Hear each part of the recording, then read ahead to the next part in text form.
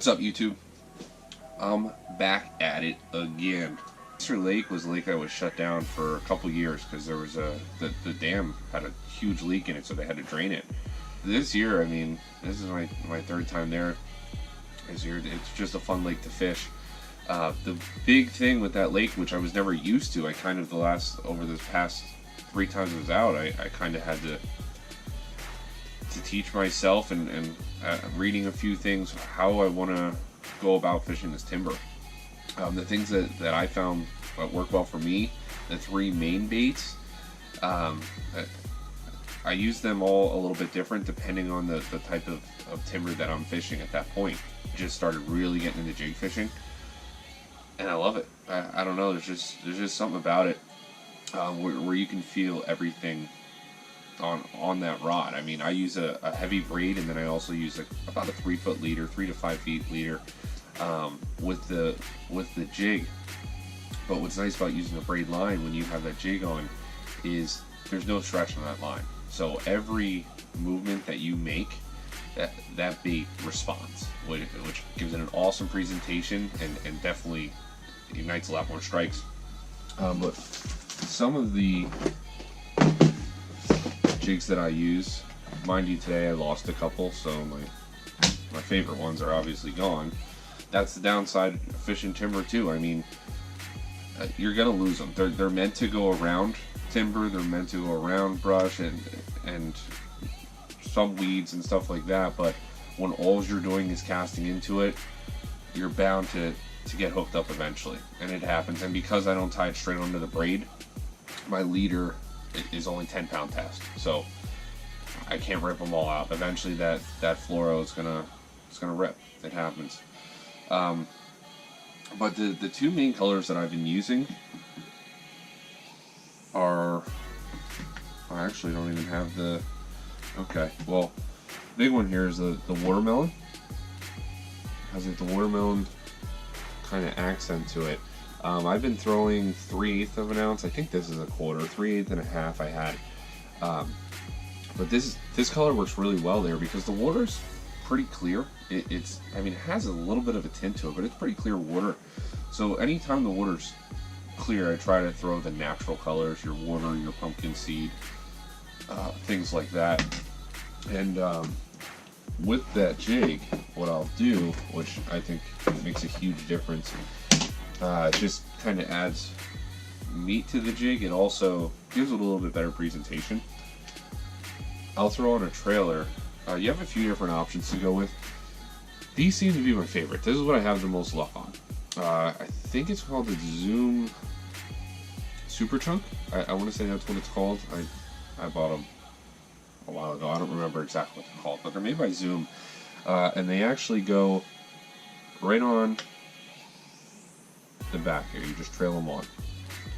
So I personally, I know you can do it a couple ways. You can put it on here a couple ways. I personally like just rigging it right through. Just kind of threading it on there, right out the back, like that. And I'll push it up. And granted, this is a really small jig, so I mean, normally my skirts come down a little longer.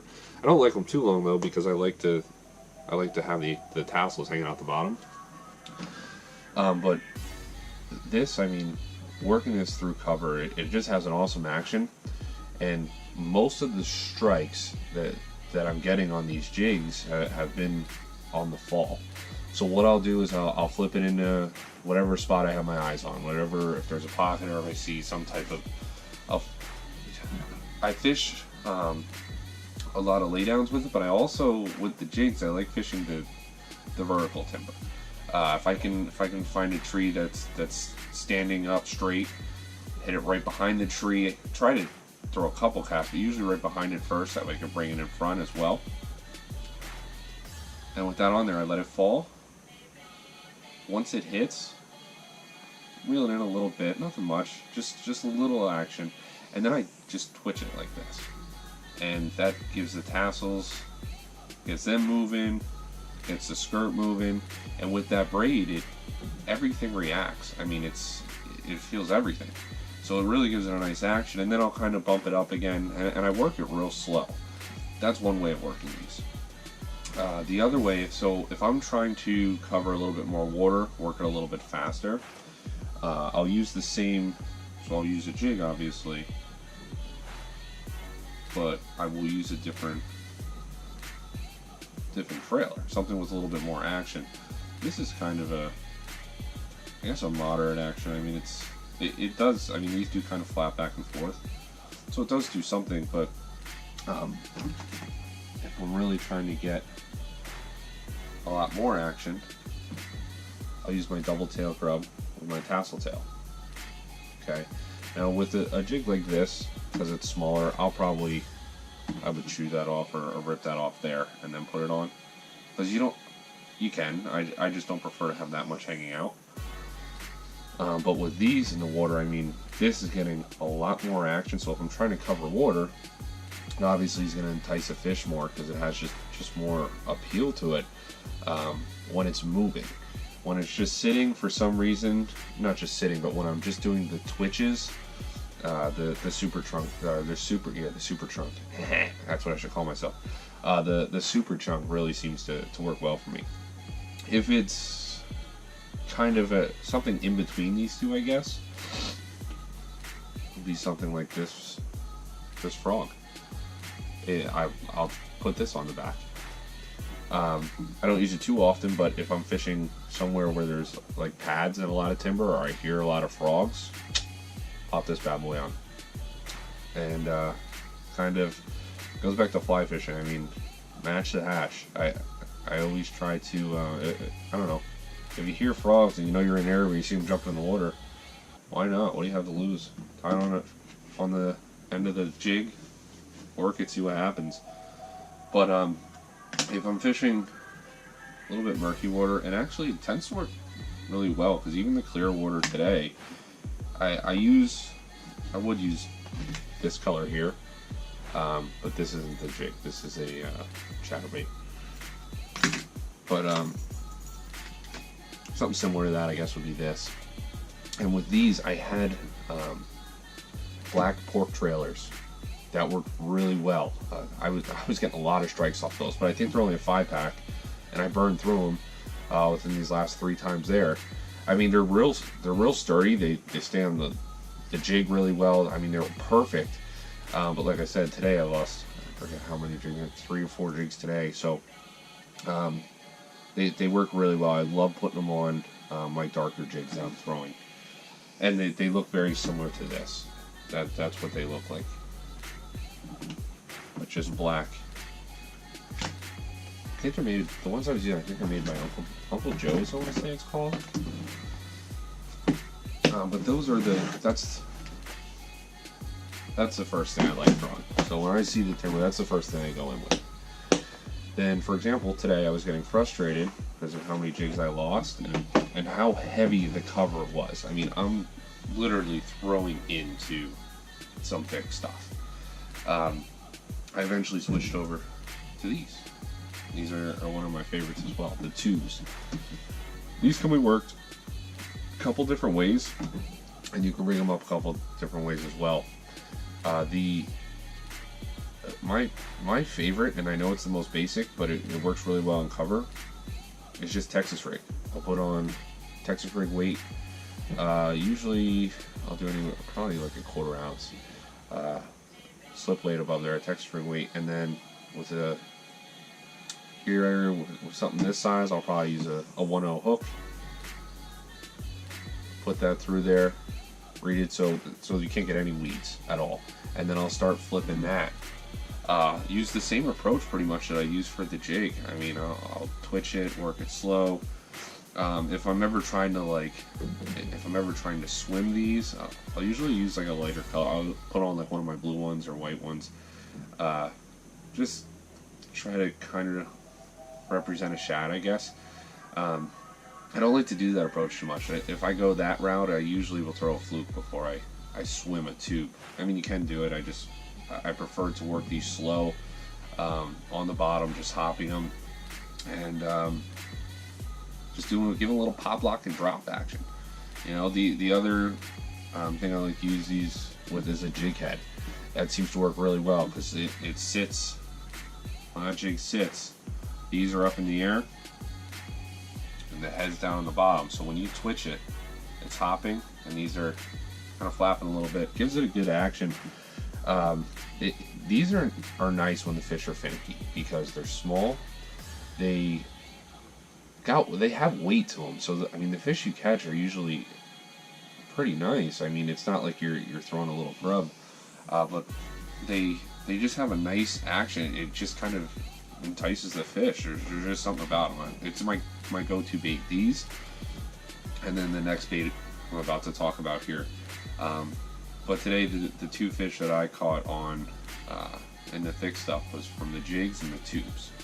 So these I like throwing more if there's a lay down. Like if I see a tree that's fallen over, this to me is easier to work than the jig.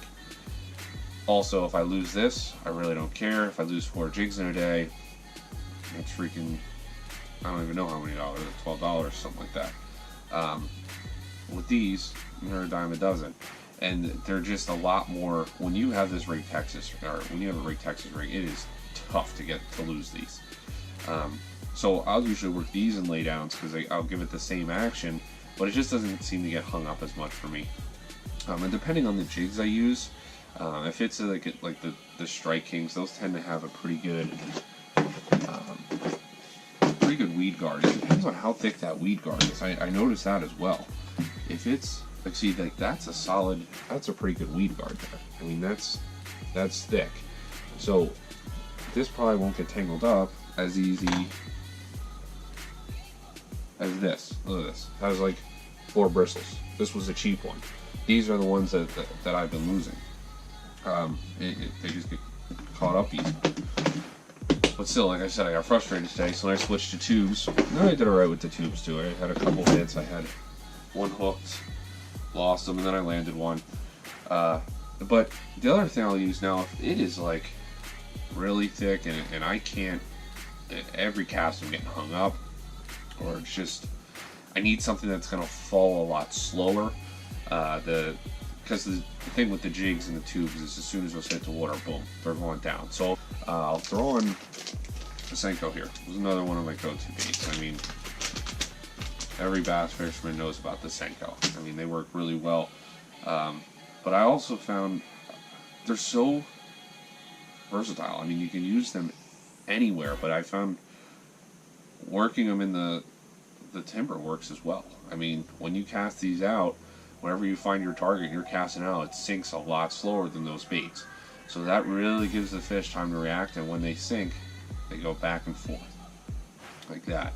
Then when you twitch it, it goes up, and then it does it again. So I mean, it really gives you a chance to work the timber, and there's no weight. You're not putting, when I do this, it's weightless, so I don't have anything to really get hung up on. It's just my line, the hook, it's tucked right in there. It has a slot for the hook, so I mean, the chances of this getting hung up are slim to none. And it has such a good action, it falls so slow, it works well in the timber. I have these in 5-inch, 4-inch, and I even have the 3-inch if they're really finicky. But I always start off with the 5-inch, go from there. But I mean, those are the main things that I've